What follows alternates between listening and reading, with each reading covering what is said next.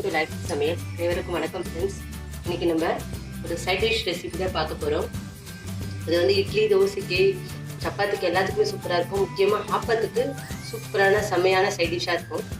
நம்ம என்ன செய்ய போகிறோம்னா இன்னைக்கு கடலைக்கறி எப்படி செய்ய போகிறோம்னு பார்க்க போகிறோம். இந்த கடலைக்கறி செய்யறதுக்கு என்னென்ன பொருட்கள் தேவைன்னு பார்க்கலாம். கருப்பு மூக்கல்லையை ஒரு நைட்டு ஃபுல்லாக நல்லா ஊற வச்சுக்கோங்க. ஒரு கைப்பிடி அளவு இருந்தால் போதும். அடுத்து ஒரு பெரிய வெங்காயத்தை நல்லா தூளாக அரிஞ்சு வச்சுக்கோங்க.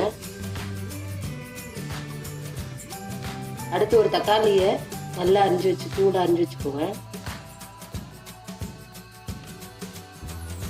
அடுத்து இதுக்கு வந்து தேவையான மசாலாவுக்கு நான் 2 ஸ்பூன் அளவுக்கு தனியா எடுத்து வச்சிருக்கேன். 5 வரமிளகாய் எடுத்து வச்சிருக்கேன். அடுத்து ஒரு 1/2 கப் அளவுக்கு தேங்காய் துருவல் எடுத்து வச்சிருக்கேன். அடுத்து ஒரு 4 முந்திரி பருப்பு எடுத்து வச்சுருக்கேன்.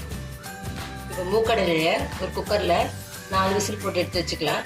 இப்போ கடலைக்கு தேவையான உப்பு இப்போ போட்டுக்கலாம்.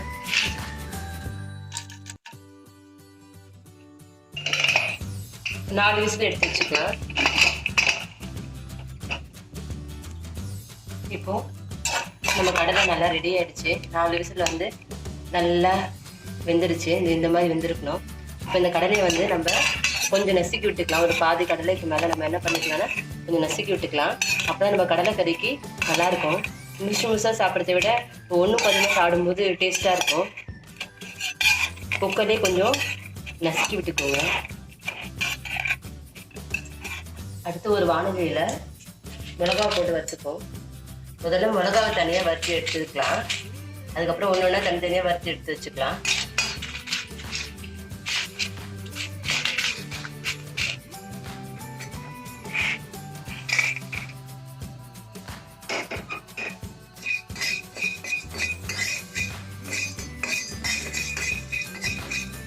தனியாக நல்லா பொன்னிறமாக வறுத்துக்கலாம்.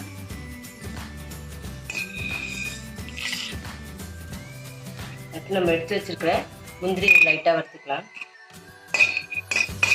நம்ம முந்திரி எதுக்கு போகிறோம்னா டேஸ்ட்டுக்காகவும் நம்ம கடலைக்கறிக்கு வந்து ஒரு ரிச்னஸும் கொடுக்கும். அதுக்காக தான் நம்ம முந்திரி போட்டுருக்கோம்.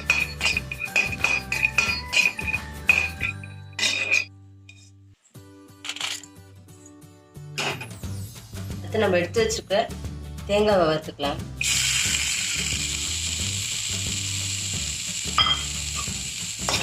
தேங்காய் துருவை நல்லா வறுத்துக்கோங்க.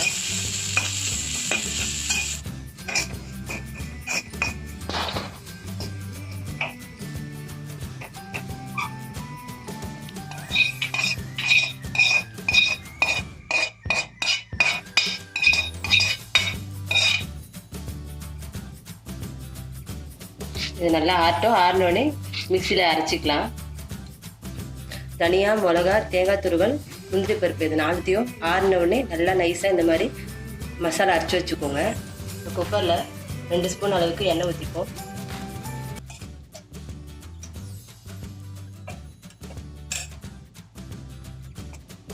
எண்ணெய் சூடானோடனே ஒரு 1/4 ஸ்பூன் அளவு கடுகு, 1/2 ஸ்பூன் அளவு உளுத்தம் பருப்பு, ஒரு காஞ்ச மிளகாவை கிள்ளி போட்டுப்போம்.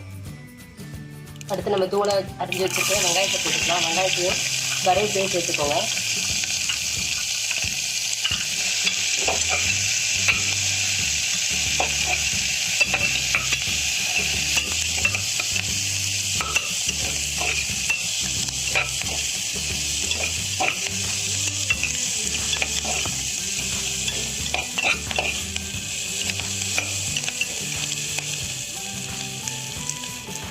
இந்த டைமில் ஒரு தக்காளி போட்டுக்கலாம்.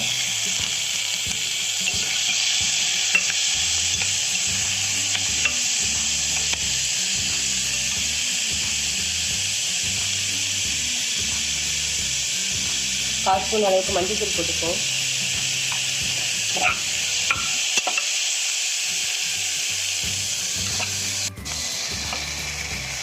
இப்போ வெங்காயம் தக்காளியும் நல்லா வதங்கிடுச்சு.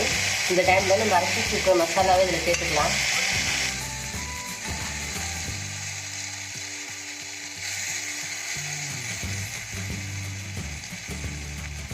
தேவையான தண்ணி சேர்த்துக்கலாம். மசாலா நல்லா ஒரு 2 நிமிஷம் நல்லா வேகட்டும்.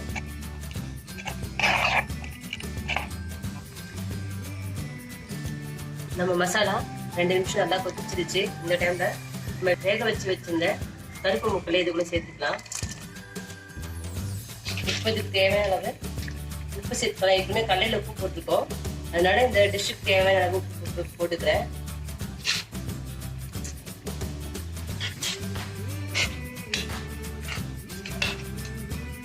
நம்ம கடலைக்கறி இந்த திட்டத்தில் இருந்தால் போதும்.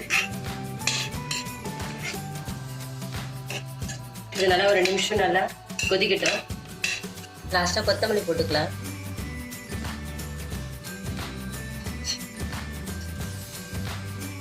இப்போ நம்ம சுவையான கடலைக்கறி ரெடி ஆயிடுச்சு.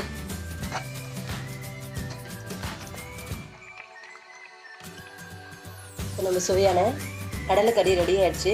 இது வந்து இட்லி, தோசைக்கு, ஆப்பத்துக்கு, சப்பாத்திக்கு எல்லாத்துக்கும் சூப்பராக இருக்கும் இந்த சைட் டிஷ். நீங்கள் உங்கள் வீட்டில் ட்ரை பண்ணி பாருங்கள் ஃப்ரெண்ட்ஸ். இந்த மாதிரி வித்தியாசமான ரெசிபி தெரிஞ்சுக்க நம்ம லைஃப் இஸ் சமையல் சேனலை சப்ஸ்கிரைப் பண்ணுங்கள், லைக் பண்ணுங்கள், ஷேர் பண்ணுங்கள். Okay friends, thank you, see you soon.